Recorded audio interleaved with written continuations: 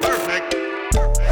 Boom! We got the full vlogger setup going on. We got the Gorilla Pod and the nice shotgun mic on top, but we're gonna be talking about some of this gear. Alright, so this is the Gorilla Pod 3K. There is a 5K and then there's some smaller ones. So this is the second biggest one. Make sure it's tight, and I don't recommend, trying stuff like this, but it is very, very sturdy. It's still gonna hold up very well.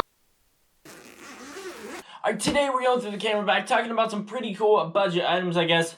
Guess I'm a vlogger now because we got the tripod and all the mic and stuff.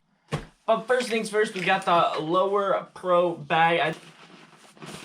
I literally have had this bag for months and didn't know this was here. I just saw a little, there's like a little tripod, and then this pops out. So there's another pouch on the top here. I believe this one is for if you want to carry a tripod, but I don't know. Maybe these two go together. That would probably make sense. Maybe the tripod goes, you put the legs in there, because that does show a tripod. I don't know. But we do also have one bucket that I didn't know about. As you can see, you probably can't see because the GoPro isn't super wide, but there's a pocket down here for... down here is the rain cover, so this can cover up the entire bag if necessary. I'm not gonna do that right now. Alright, so on this side over here we got the GoPro floaty handle stick. It's sometimes nice, especially because sometimes you'll be blocking the mic if you're holding the GoPro handheld, so it is nice to have something to hold it with, just for moving around anyways, and as well as for the water. I believe it's called the floaty handle, so I believe probably floats or something in case you drop it, and it also does have the wrist strap, so convenient, nice little handle to throw on the GoPro. And on this side we got the Gorilla Pod. So this is the second biggest version, I believe the 3K. There was a 5K, I don't know, but it can hold a couple pounds and still be you can still move it around. The camera's not gonna wobble. However, one problem with it is sometimes when you set it up like a tripod, it will slowly tip over or lower down. So, but it can also, because of obviously the extremely flexible arms, you can put it on a tree branch or something. You just gotta make sure it's gonna stay before you let go and have your camera tumble down off the tree. But for a handle, for a mini tripod, just really convenient and just tucks nicely in that side pocket. So in the front here, we got a bunch of different pockets right there. We got a flashlight, we got a battery, you can put an iPad in here, it says, and there's just all kinds of different slots. So this was one really nice item that was less than $10, I believe. It was off Amazon for $8 or something, and basically if you have a GoPro, it's a bunch of extra mounts that you can just throw up anywhere you go. So you just take one of these and throw it on the car dashboard or something so that your GoPro won't wiggle at all. Some of the other mounts are really expensive, so if you can somehow use these instead of those, it's gonna definitely help you out. I know bike mounts and stuff like that are definitely gonna be more than a couple dollars like those. And you get a bunch of them. So one of my favorite features about this is that it is a flip side bag. So it opens against your back, so if you accidentally leave it unzipped or something, your stuff is never just gonna fall out. So up top here, we got a little memory card slot.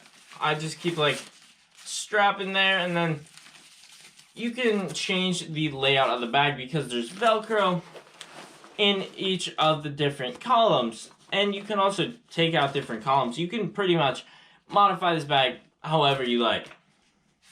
So let's start off with this bad boy. So what this is basically a windshield mount for the car. You undo that, and then you tighten it against the window, obviously, and then it does have a GoPro mount, so you can unscrew it, and then it's the screw system that comes with all the different GoPros right there.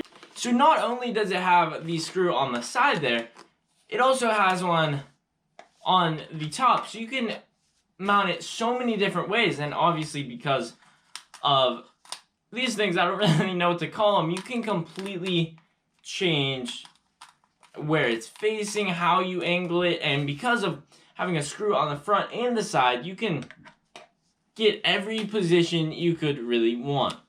I was a little skeptical at first about how stable it would be, and I haven't tested it enough to give like a true opinion, but from what I have used it like a couple times, like it can hold a good amount of weight for the price and how like it doesn't seem like it would be the best, but it could hold up the GoPro pretty well. You're not going to be able to like hold it completely down and expect it to just stay like that. There are some positions that it'll slowly like knock down or whatever.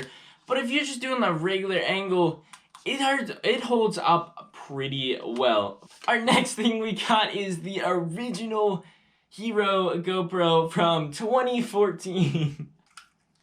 I don't know, the quality is not the best, but it is waterproof as well as that one, so maybe if I ever needed to do something risky in the water that I didn't want to, obviously, risk any potential of messing up that GoPro, maybe I could just throw this one. Then we got a couple other mounts and stuff in that pocket, but the head mount.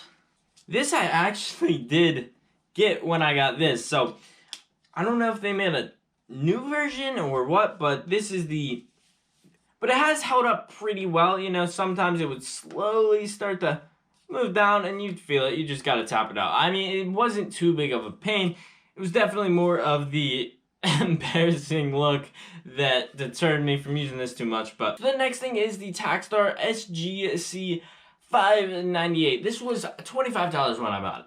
Louis snap or whatever, so just don't do it. Don't do that if you're starting to really get into YouTube making films on there, that I would have like a baseline for when I... And as you can see right here, all it takes is a AA battery, so it's kind of convenient compared to some of the other weird batteries that mics and lights in the filmmaking industry are going to take. So it also does have options if you want to add 10 decibels, as well as that. Probably should have known what that means, but you know, but the packaging right away, it came with nice like velvet, I don't even know, casing, and the box that it came in was pretty nice as well. And also, I believe you can change where it is aligned so that if you want it all the way forward on your camera, that you can still look in the viewfinder while you have the shotgun mic, which you can't do with almost any mic. So that is a pretty unique feature, and like I said, it's only $25. I can also use the shoe mount to put it on the top of the camera. I can put it out the side, whatever I want to do. But you know, make sure you have a bright light no matter what you're doing. Never know when a shot's going to be looking darker than it actually is or whatever, so always convenient to have extra light. And of course, we got some SD cards. Should probably put them all in there, but it is what it is. Then we got battery for the lights, as well as some extra batteries for the camera and the GoPro. So this is the Sony A7 Mark III. You can... But yeah, I did actually use a Canon T7i before I used high-end Sony cameras. And I did like the Canon, it was nice, but whenever I tried out some higher-end Sony cameras, it was just, I don't know, they just felt so much more clean and simple, but yet at the same time, still being able to do just as much, if not more, and getting just as good as quality, if not higher. On it right now, we do have the Sony 1.8 aperture 50mm lens, and this lens is super nice. I believe it is also pretty cheap compared to some of the other lenses. It's 200 and something. But yeah, this has been really nice for cinematics and close-up shots and just stuff like that because of that 1.8 aperture. So it's going to have that close-up object nice and crisp, but it's also going to kind of blur out the background, so there's a lot of focus, and it's going to give it a really cool cinematic looking shot. Next up, we got the Sony Aperture 3.5 to 5.6 28 to 70 lens. So this is the Sony kit lens. It did come with the camera.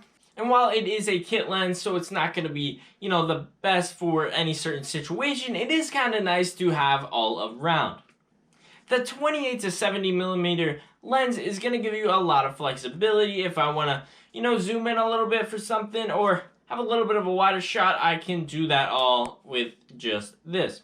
And lastly, this is the lens that you saw in the last video. Currently borrowing it, might purchase the Rokinon 2.8 14 millimeters. So 14 millimeters means it's gonna be a lot closer to the camera, so it's gonna give a much wider angle. Here,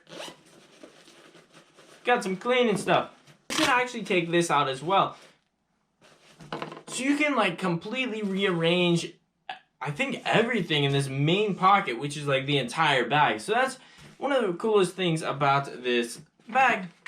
Pretty sure I got this bag at Best Buy, but obviously you can probably grab it online. And last but not least, you were seeing this through the GoPro, so hopefully it looks good. I just maybe just want to actually have little pockets inside of them.